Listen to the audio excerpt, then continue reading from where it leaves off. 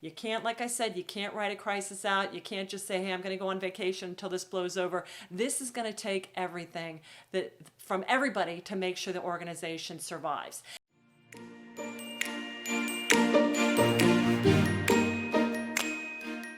You're listening to Tremendous Leadership with Dr. Tracey Jones. Hello, everyone. This is Dr. Tracey Jones, and I want to thank you for joining me for our next session of Crisis Leadership Series.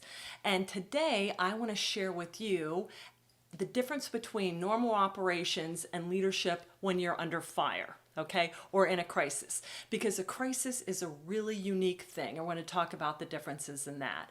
And during peacetime operations versus going to war, and I was in the military, so I've been in both, they're very distinct, and you've probably already figured out your organization is too. During normal day-to-day operations, there's a certain element of people that really are kind of checked out, disengaged. The stats are pretty high as far as people that are really not satisfied with their job. Maybe they put in, a couple hours work, maybe they don't, and they're just really there kind of exchanging time for money, punching the clock. Okay, so that's normal operations. And hate to say it, even as leaders, even under the greatest leaders, you're going to have some people that are all in, some that are kind of in, and some that really just could care less. All right, and then you get into a crisis situation. And the difference between a crisis and normal operations is you cannot absorb followers or employees that are not all in for finding a solution. You cannot sit and wait a crisis out. Okay, so I want you as leaders to think back to those people in your entity that before this were really all in and excited. They probably right now going through the crisis, although it is disturbing and concerning, they're probably still all in or excited, trying to find ways to make it work, trying to figure out how we can still be productive and anxious to get back to work. All right. Those of you thinking about the people that are really like, I'm never coming back to work. I don't want to come back to work. Every time I go out to pick up groceries, I hear people like, I'm so glad I don't have to be in at work. And it's like, wow. And I'll bet you something. I'll bet they didn't like working before. Okay, so you have to look at this as a leader and understand this crisis that we're going through right now, and any crisis for that matter, because we're going to talk about the 6 different kinds of crisis in the next segment. It doesn't change the person. It just reveals what's inside. They say when you get squeezed, what's inside comes out. What you're seeing in your workforce, it was what was always there. It's just that crises have a way of magnifying it. So in normal operations, the leadership literature says that 20% of the success of an organization is at the hands of the leader. 80% is on the executors, the employees, and the followers. 80%, all right? But in a crisis, that is where leadership really earns their medal because everybody has to be 100% all in. Absolutely. You can't, like I said, you can't write a crisis out. You can't just say, hey, I'm going to go on vacation until this blows over. This is going to take everything from everybody to make sure the organization survives. And that's what's different about leadership and leadership in crisis. Under normal leadership, for those of you listening that have taken on a new position or a new job at any time in your life, you wanted to do well. I've stepped into many leadership roles and I wanted to do well as a leader because that was a reflection of me and my leadership capabilities. In a crisis, not only is the leader's leadership abilities being judged, but also the very survival of the entity. So a crisis brings something up that is like way to the nth degree, like DEFCON 4, a lot more scary than normal operations. Organizations can handle a bad leader, okay? They eventually figure it out, and typically the good ones jettison them and bring somebody else in, you pick up the pieces and you go back together. But in a crisis, if you don't have good leadership, the entity might not even survive. And sometimes, folks, even if you do have good leadership, the entity doesn't survive. So we're going to talk a little bit about this and the different things about what a crisis is. And for leaders, you have been through probably other crises. I'm guessing that. And in the next segment, I'm going to talk to you about the 6 different types of crises. But for some people in your organization, they may not have ever been through something like this. So let's talk about what makes a crisis different than just showing up Monday through Friday like we used to do 2 months ago. Okay, first of all, a crisis is sudden.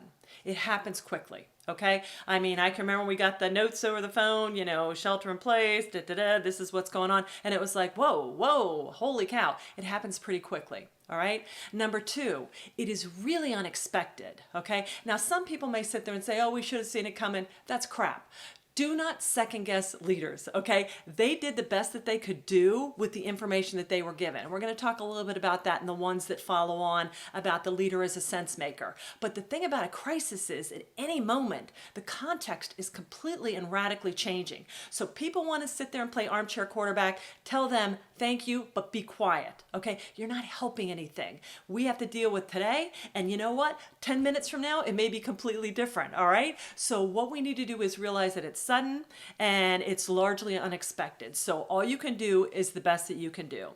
Thirdly, a crisis is intensely negative. It's not like, hey, we won the lottery, or, hey, I just got a new house kind of thing. Crises, by their definition, are really intensely negative, okay? They cause us stress, they scare us, they put us in a state of fear, okay? So leaders need to be aware of that. And then fourthly, a crisis is emotionally draining. And it's emotionally draining because you didn't see it coming, you don't know what's going on, often you don't know what the facts are, and the worst part of all, you don't know when it's going to end. I can remember when I deployed to the first Gulf War. We took off in, I think it was August, back from Shaw Air Force Base in South Carolina. Boop, got the call, whoop, went away. Didn't know when we were coming back. August, went on to September, to October, to November, and it was like, oh, we'll be home for Thanksgiving. Oh no, oh, we'll be home for Christmas. Oh no. And it wasn't until they set a date for when the first Gulf War was actually going to start that then we could start going, okay, we do know when this is going to start, and once it starts, there has to be a finish. Until we get to that date, and that's why our leaders keep putting dates out, because people need to have something about, hey, what is the expectation? Is it going to be a month? Is it going to be a year? Is it going to be a decade? What's it going to be? So understand, for people, they can get through stuff, but the not knowing when you're going to come out of the wilderness or the crisis, that is incredibly draining. And what I'd recommend to people is just don't get too far ahead of this. For everybody that says it's going to be 5 years, listen to somebody who says it's going to be 5 minutes, and just take this one day at a time. For your leaders, you let people know all we can do is the best that we can do today. We're going to do the best we can today. We're going to plan for tomorrow, but we're going to stay completely fluid with what's going to happen. Okay? So that's a little bit about what is the difference between a crisis and normal operations. And for leaders out there, and even if you're in between jobs, or God forbid you got let go for this is even leading your family, leading your group, leading your friends. It's just emotionally draining. Leaders, we need to recognize that. But I'm going to talk a little bit about the different kind of crises, how a leader can respond to them. And lastly, the different roles that a crisis leader and the co-leaders, which are their followers, are going to have to do. So I hope you got some good insights about how this is different, how a crisis is different than just a problem or a bad quarter or a missed revenue target or, a product recall or something like that. A crisis is uniquely different, and it's important we realize that and understand what we're dealing with. Hi everyone, welcome back. Dr. Tracey Jones, and now I want to share with you the 6 different types of crises that you're going to encounter. And you say, well, Tracey, why do you want to talk about this? I'll tell you why. One of the things that I have learned in my research on crisis leadership is that a person's number and level of past experiences will dictate their resiliency and their adaptive ability in a crisis. For instance, the more tough things you have been together, the more seasoned and battle ready that you are, because you've seen really tough things. For example, in my research, I looked at an organization that went through a merger. Okay, mergers can be scary, all right, compared to some of the stuff we're going through now. Not too scary, but it's scary, all right? And some of the people looked at this, it went south, they ended up making it happen. Some of the people looked at this like, big deal, we've been through way worse situations, this is nothing. And other people looked at, this is the worst thing in the world, I don't know if I'm gonna make it. In the same organization with the same information. So how come some people look at this wildly negative and get really entrenched, and other people look at a crisis as wildly positive and get excited? And yes, it is possible to get excited with a crisis. I'll tell you what, you better, because after you cry the first 2 minutes, you better pick it up and get ready and put your game face on and show hope and resiliency. Okay, so one of the things that I noticed in my study was that people that had been through past experiences, and a death of a sibling, a divorce, a parent with mental illness, getting fired from a job, being sued, served, deposed, somebody stealing from you, identity theft, so anything at all, a really horrific boss. If you had been a layoff, all these different things, if you had been through something traumatic before and lived to tell about it, you almost get another quiver in your arrows because you're like, okay, I got this and I survived. In the military, my father used to tell me, hey, Trace, you got to earn your stripes. And so as you got more experience and more seasoning, you would earn more stripes, literally. And if you've been to war and survived and been through combat, you'd get different medals. And if you didn't make it and gave the ultimate sacrifice, you'd get even more prestigious medals, okay? So this is some of the things if people have been through past experiences. So as you and your teams are going through this, I want to share with you the 6 different kinds of crises. And I'll bet you've been through every single one of these. And I say that to build your self-efficacy and resiliency up and just tell you, yeah, this is weird and it's like nothing we ever had. But so have a lot of things that have happened in our recent lifetime. And you will get through this. We're all going to get through this. And the sooner we stop fearing and complaining and start saying, you know what? We got this. We're going to figure this out. This will not conquer us. Then we're on the way to really not just surviving. We don't want to just survive. We want to thrive. Okay? So the first type of crisis is financial in nature. Okay, so if you have been through, I remember when I came back to run the business in 2008. The market tanked. I mean, it tanked. Okay, it was the Fannie, the Freddie, the subprime loan scandal, and it was just the worst possible time. The housing market tanked. Here I was moving back home. I had a house on the market. Coming to run a small business, and you know what? It was horrible. You know what I could have said? I'm going to fail. This is the worst possible time, and I was like, nope. Nope.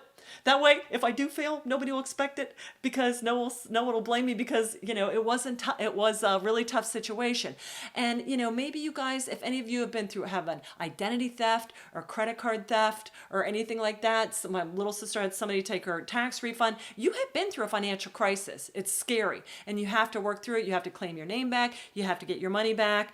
Anybody that's, like I said, been through any kind of stock market crash, anybody involved in bribery, anybody had anybody scheme them or talk them into an investment and then stolen from them. Okay, you've been through a financial crisis. Okay, or you invested everything in one thing that you thought was going to be a surefire thing, and boy, it didn't pan out. So you can get through it. Okay, but that's a financial crisis. So it has kind of a different flavor to it. The second type of crisis is called an informational crisis, and this could be intellectual theft, leaker of insider info. If you have ever had anybody on your team go and give proprietary secrets or information to somebody else, you have been through an informational crisis, or somebody put something out that was not correct about you. You've been through an informational crisis. Somebody that maybe stole, I'm in publishing, somebody that stole some of my material or tried to copyright or is using my stuff and promoting it to be their own. That's an informational crisis. Again, very scary. You got to get in there. You got to fight for your rights and you don't expect it. You expect people to behave ethically and they don't. And it's very negative and it's emotionally draining. Okay. So that's the second type of crisis. The third type of crisis is destruction of property.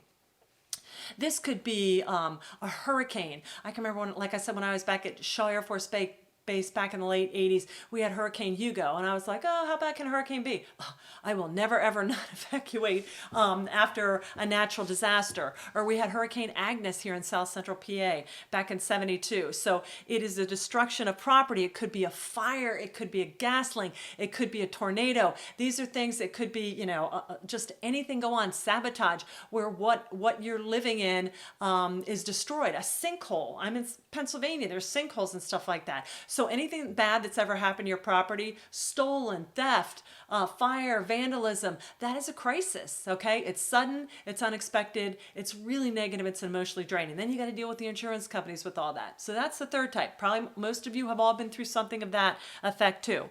The fourth type of crisis is human resources crisis. I went through that when I came back to run Executive Books, then became Tremendous Life Books, then became Tremendous Leadership. Death of a founder. Our founder of 45 plus years had passed away. if you've ever been through an organization where some kind of human resources, or maybe like what happened with Penn State or some of the Catholic churches, where the people that were in power all of a sudden turned out to be not the reputable people that you wanted to, and what they're doing is criminal, and not just illegal, but absolutely criminal. So these things are human resources related. I remember a couple years ago when I was had come out with my book, A Message to Millennial, and I was getting interviewed about some of the culture issues going on with Uber, and all of a sudden, their CEO is the worst thing possible because somebody wrote a letter and it came out all the horrible things that were going on. So that's kind of a human resource crisis. And any of you that have been in an entity, you probably know somebody got caught in the cookie jar or doing something they shouldn't have been doing. These are all human resources type crisis. So you've been through that, you've seen that.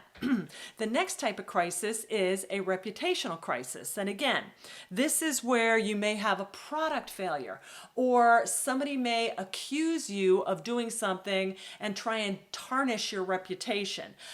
In the merger that I studied for my PhD, there was an individual that came back and tried to stop the merger by putting out some pretty damaging negative PR. So if you've ever had anybody do that, or you have a product failure and all of a sudden you're having to get called on the carpet that you're doing something wrong and you're taking advantage of the populace, that can be really scary too and threaten the survival of the organization. So that's a product failure. Probably a lot of you have been through some type of reputational crisis. And the last time a crisis is a violent behavior crisis. And this could be war, terrorism, workplace violence. We all went through this with 9/11, okay, where planes were flown into our buildings to destroy our way of life. These are violent behaviors whenever somebody goes off at work and threatens, and that's why we have a zero tolerance for that stuff, because that is such a stressful and scary and not just talk about the loss of economic viability of an organization, but the loss of life, okay? So that is a really scary crisis that happens too as well. And again, I was in the military. I went to war. So I have seen the type of violent behavior. I have seen the type of things that crisis brings on. And that's very scary in itself. So out of the 6 crises, financial, informational, destruction of property, human resources, reputational and violent behavior, if you really think back about your past experiences, you've probably been through at least half of these. So I say that to let you know you got through them. And man, we went through some really tough one. 9/11, 2008, the loss of my founder. I mean, I've been through some going to war. This is really tough. And I even think about, back in the early 2000s when I worked in high tech, it was feast or famine. We'd be rolling over in money and then get shut down for 3 months. Boy, does that sound familiar.